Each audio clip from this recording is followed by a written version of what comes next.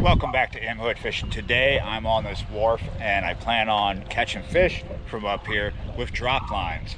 Now, when you look right here at the front of the wharf, you'll see that the river is just raging. The Mississippi is really high right now. So we have really strong current at the front of this wharf. Probably not a great place to drop the lines to get cats. In the past, when I've come up here to do this, I've done much better over here. So now we're on the side of the wharf. Right here, this is an old wharf. So we're between the two wharfs. And if you look down, there's current, but it's nowhere near as crazy strong as right out there. There is a lot of stuff right in here. You see this stuff all packed up in here. And there's some other obstacles along here. If you look right down here, there's some kind of 2x material running across there, and I think there might be another thing like that. I've never really got snagged dropping my lines here, but it was over a year ago, well over a year ago when I last did this, so who knows what's down there now. But catfish are going to be hunkered down underneath this wharf. It's not super deep down there. It's maybe 20 feet or a little more because the river's high right now. When the river goes really low, you're not going to see any water right here. We're going to walk over here and look at this other feature. There's another place where you could drop lines, but there's nothing to tie off onto unless you figure that out, get creative. This is a public spot, this wharf. Here we go. Look at this. This water is even less deep. This is probably about 14-15 feet right now. Could drop lines there, but because there's so much sun on that, probably could get a fish. It's right around noon right now, so we want to put our lines where we're going to be the closest to the deepest shade, and that would be between here. What is the bait today? I'm sure you clicked this video because of the bait. Yeah, let's go show that to you. And here we go. Excuse the mask. I wanted an awesome pandemic fishing video here. There we go. This is what we're using today. Fiber nuggets. Now, I've been trying these off and on because I have a couple of packs of them. These are just the regular flavor. I've got bites, but I haven't ever caught anything with these yet. And today, I hope to change that because we're going to be dropping these down into this water here in the Mississippi that's just teeming with cats. So let's see if we can get some nice eater-sized blues or maybe some channels. Could get some other things too with these. Let's see what happens. To do these drop lines, I'm going to use trot line material. This is really strong nylon. I'm not going to pre-cut these lines. I'm going to roll them right off the spool. I've got more if that looks like I don't have a lot. I've got a fresh spool. So we're going to put this lead on, and this is a homemade lead here that a subscriber sent a bunch of to me. I think this is probably going to end up being in between 2 and 3 ounces. Should be enough for what we're doing today. All right, we got our weight on our line. We're going to put that down. Now what we want to do is make a loop. We're going to make a surgeon's loop here. So we've got our loop with a fair amount of tag in. And we're going to keep our lines straight as we do an overhand knot. This is a surgeon's loop. Really simple, really easy, and strong. You can depend on that. All right, so now I'm going to see if I need to fix this weight on here permanently with another knot, or if I can just let it slide. Oh, that knot's big enough to stop it. We don't have to do anything. We're going to leave that like that. Let's shorten this tag in. All right, so we have an 0.3 or 4 size hook snailed up to 50-pound mono. Don't know the particular size of this hook. I'm guessing it's a 3 or 4. These hooks were sent to me by a subscriber up in the Dakotas. Now we have this on 50-pound mono snailed up to a surgeon's loop because the eye of the hook is too small to put this trot line material through, and this 50-pound test mono is strong enough to hold the fish and not break as I haul it up out of the water the distance that I have to do that. So we're going to cow hitch these loops together. What we're going to do is we're going to put the mono loop through the nylon loop, come down here to the hook, and just bring that through. There we go. Look at our bait. Let's get one of these out of here. Woo, they smell something good, something bad. Take your pick. Now they're all powdery like that, so you don't get your hands really stinky or, you know, messed up, but you'll get the powder all over your hands. So this is like a dough bait, but most dough baits would come off a hook like this. This fiber nugget will not. And what we're gonna do is just put that hook through like that.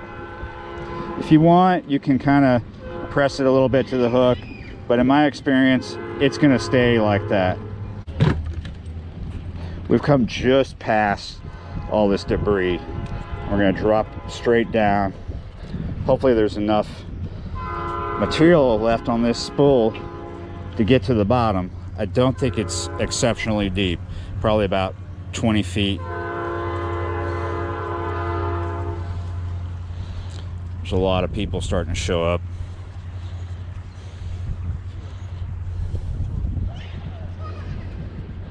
We're on the bottom already. So we're gonna come down, pull the bait up just a hair, form a surgeon's loop here, pull it tight, cut the tag in. We're cutting this off the main line now.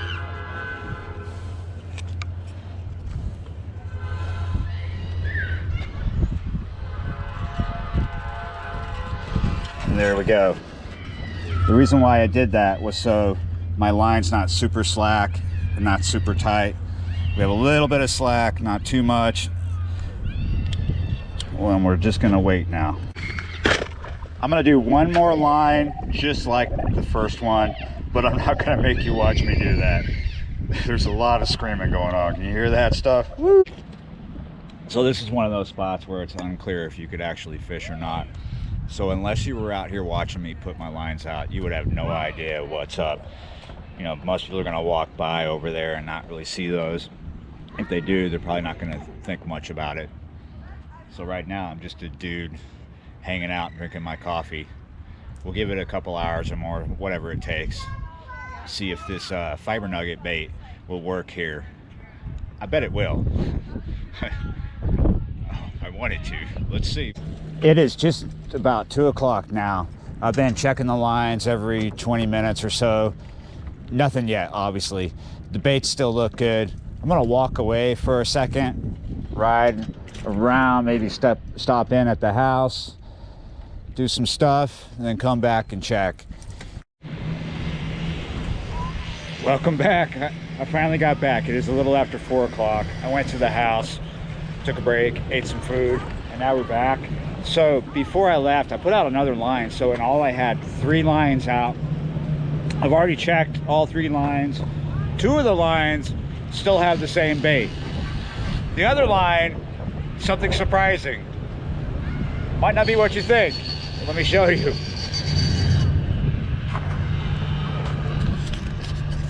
Look at this. Notice anything? That's right. Looks like a break-off with 50-pound test. Check this out. We got something going on. Something's up. This line right here is pulled all the way that way, really tight.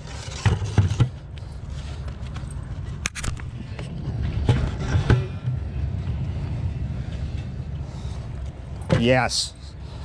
Oh my goodness. Look at the size of that blue cat on a fiber nugget. Whoa, nice blue, man. I just had to wait forever. Hell yeah. It was talking to you, man. I was talking to this guy who's over here skating, trying not to break his legs, asking me stuff about fishing. I was like, oh, I'm not having a good day. I'm not having a good day. Now I am. Look at this. Okay, so I've learned, you see these BBs underneath the flesh? That is a type of parasite, and he's got them all over him. But as far as I have been told and I can figure out, they're not a threat to you. Once you skin this fish, they're gonna stay with the skin, and then you cook it, it's gonna be safe. This is a nice cat. Not such a disappointment after all. It just took a bit of time. It's after 4 o'clock now, as I may have already said, and that's probably why that just happened, because they're starting to get active again. Now we know the bait works. I was beginning to wonder. I tried this bait several times and just a couple of little pecks here and there. I thought, you know, at first this bait would work really good for channel cats, and I bet it does, but I haven't done anything with it besides what I've done today.